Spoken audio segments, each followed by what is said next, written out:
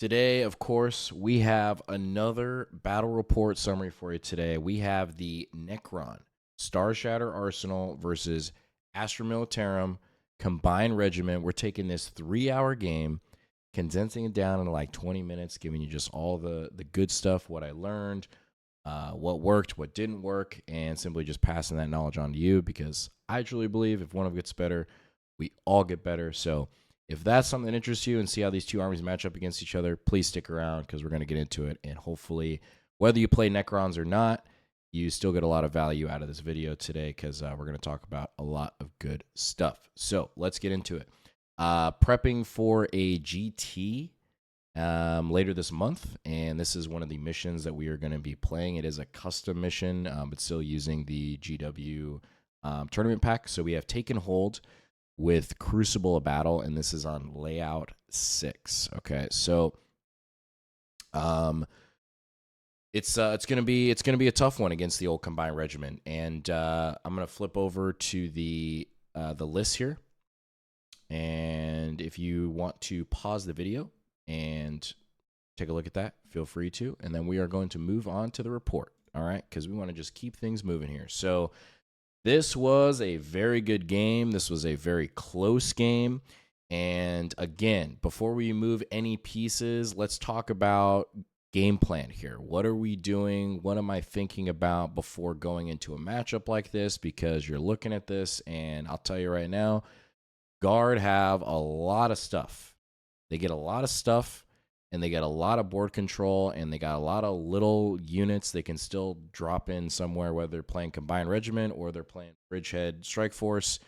They're going to have really strong board control, okay? So bearing that in mind, and Taken Hold is going to be a good mission for Guard as well, and having this wall here to stage behind. This is the one thing that causes Starshatter problems is when you can drop just, 10 guys back here, that's 20 OC. How are you going to solve that problem? How are you going to dig them out, right? So those are all things that I'm thinking about before the game even starts, and essentially what is going to be the win condition, where again, more or less with this list and the way it's designed, I'm going to be trying to hold my 10s the best I can. Try to get, whether I'm going first or second, try to get that 15 at the end. And hopefully I can keep him to 5s on a couple rounds, and secondaries are going to be what they are. I think the biggest thing with Warhammer you need to think about is you see players all the time that get worked up like about secondaries, and yeah, that happens. Sometimes you do get bad draws, and secondaries you can't control, but the one thing you can control is primary, and that in a nutshell is what you need to revolve your game plan around, is how am I going to get, my 40 to 50 on primary, and how am I going to keep my opponent to 30 or 35, right? Because I think against good opponents, it's really hard to just keep them at like a 20 unless it's, just a teams format. But if we're talking like a singles tournament, I think a realistic expectation is keeping them between 25 and 35 on primary. And how am I going to do that? Okay. So going into the match here, Tom is going to get first turn. All right. So let's go over our scout moves here. Let me move this down here. And he is going to scout up these sentinels here, which is a really strong play because they can really threaten no matter what. The stalker is going to shift back here. Tomb blades are going to shift back here.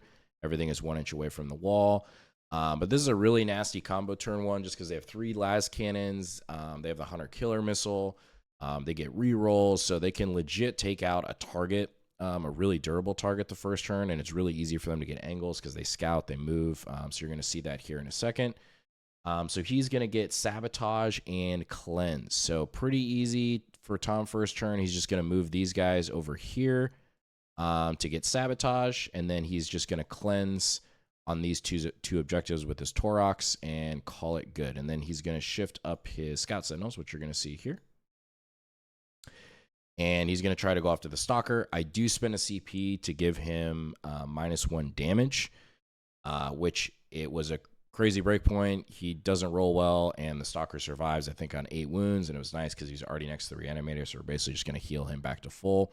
And unfortunately, Tom, he goes for a 7-inch charge here on a reroll, and he doesn't get it. So that, not going to lie, that definitely helped in my favor that first turn, and something I think to be aware of a Starshatter is people are going to try to expose that, especially on your front lines.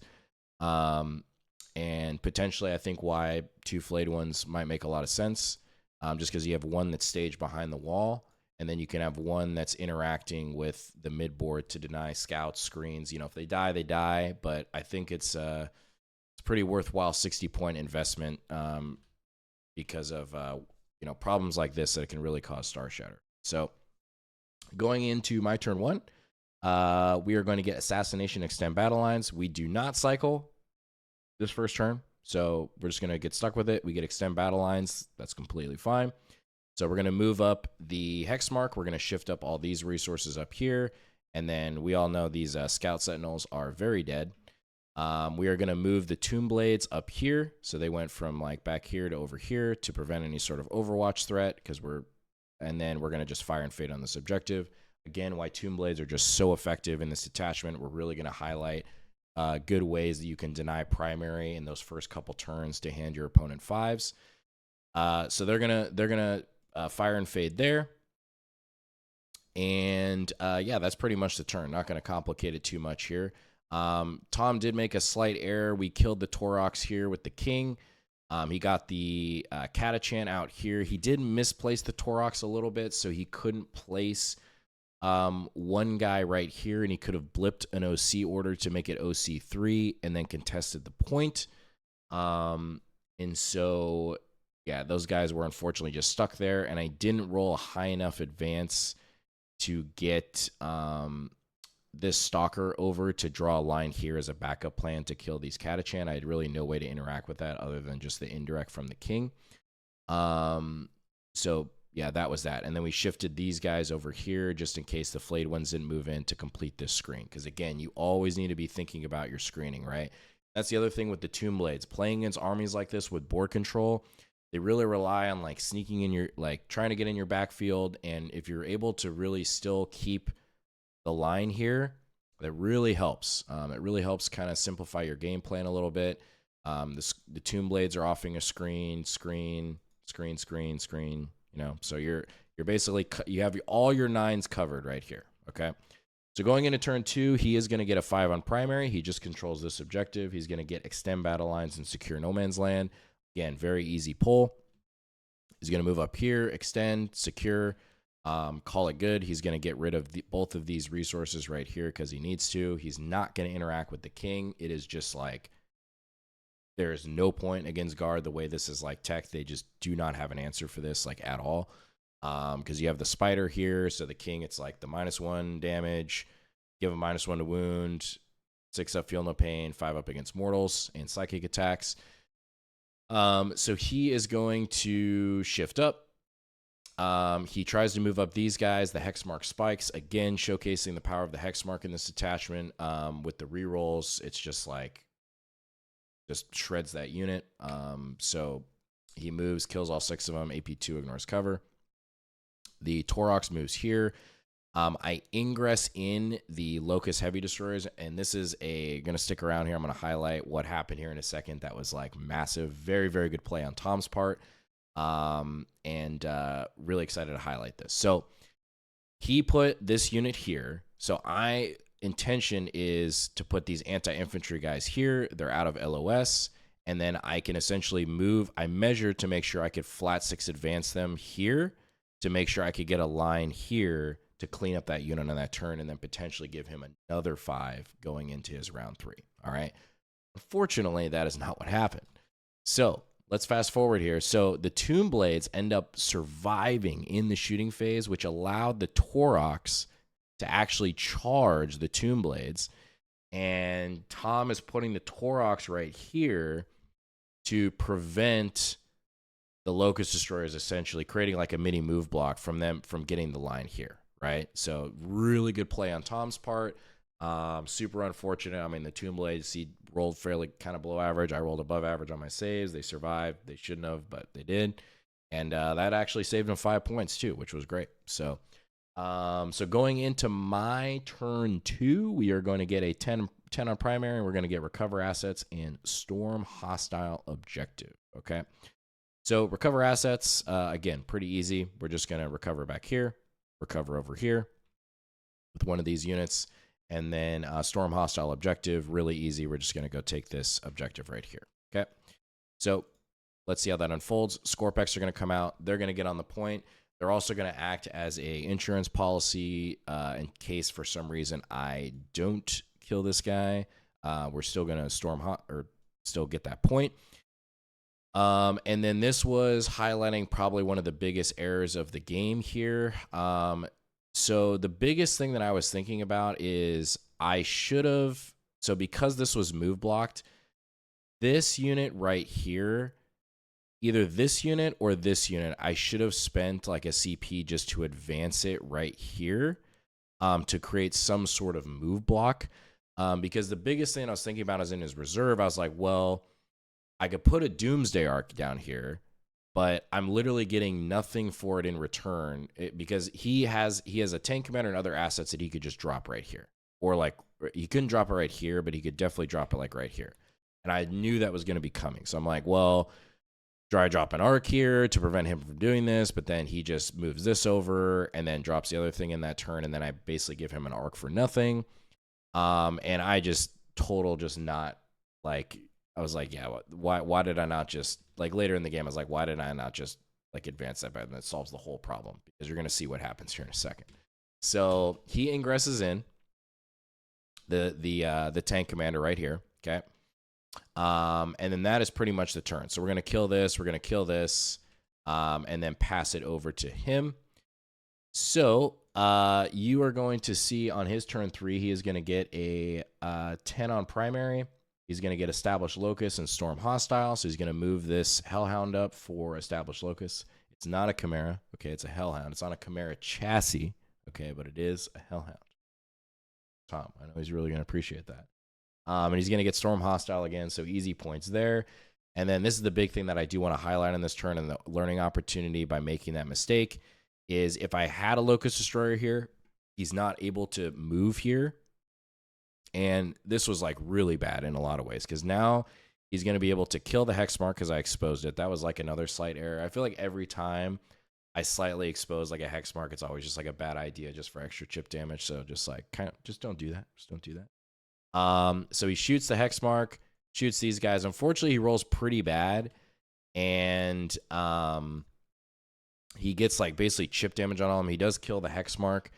He drops the ratlings back here, and they fire and fade. And then basically more or less what happens is, also, let me highlight this up here. He drops, because it is turn 3, he has to drop in all of his assets. So he is going to drop these guys in here. I would like to preface the race are proxies for Ophidians, so they are not race, they are Ophidians right now. So we ingress in Ophidians right here, which is a really good use of them because he is trying to YOLO 9 a charge on this hex mark to take the point. And this is a really nice thing that you can do with Ophidians or Praetorians or another unit like that that's in reserve if they have deep strike.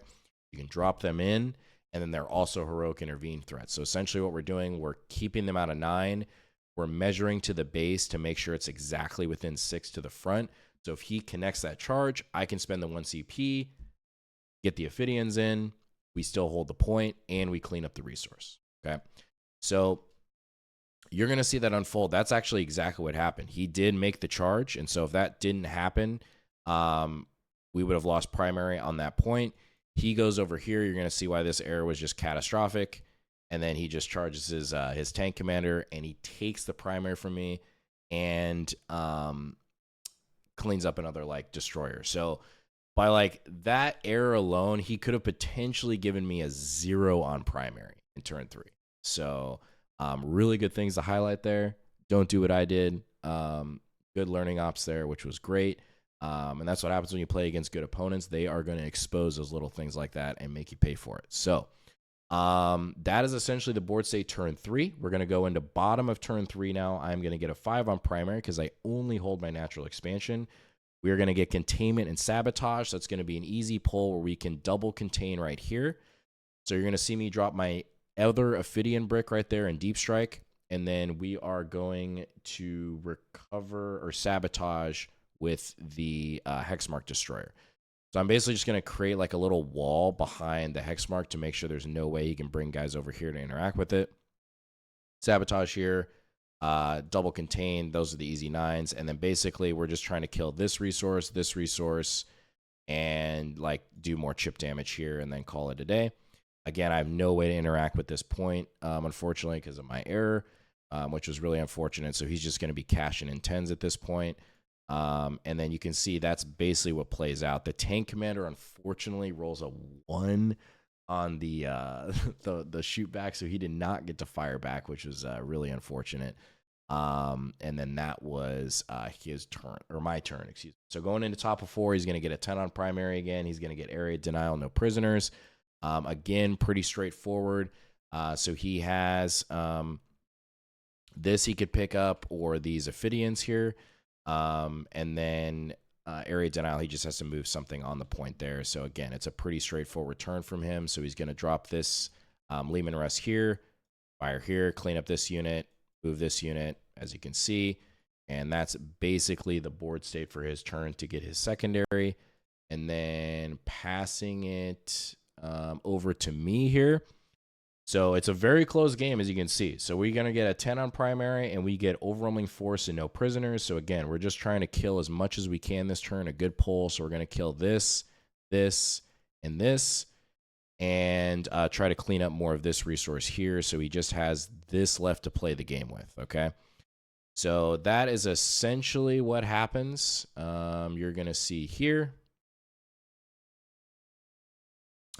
And that is it. So then going into his turn 5, he is going to get a 10 on primary again, and he gets the money secondary pull of containment, engage in all fronts. He was set up perfectly to do that.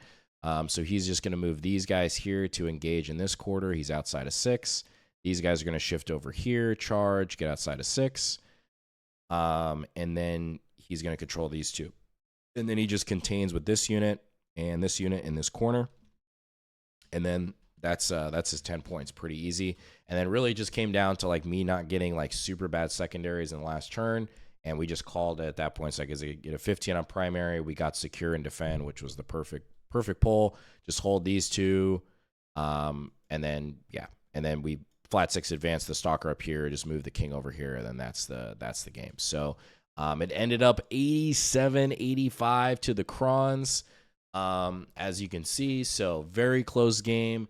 You know, I think no matter what, this matchup is always going to be very close. I think it shows too, like, you can have a lot of killing power, especially against combined regiment, but they are just gonna score points. Like they are just gonna score.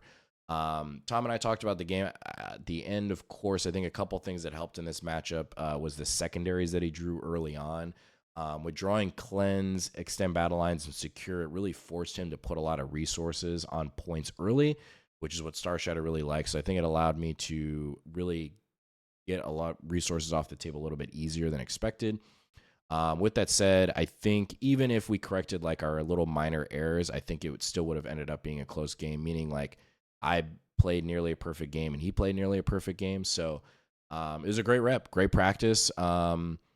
The Ophidians felt really good. I'm going to be testing them a little bit more, and obviously more with the Silent King. But yeah, I think with Starshatter, I mean, you gotta run the King. I mean, he's just until they do an update or a data slate, he's just too good not to bring. And I think he really helps in the mirror matchups as well.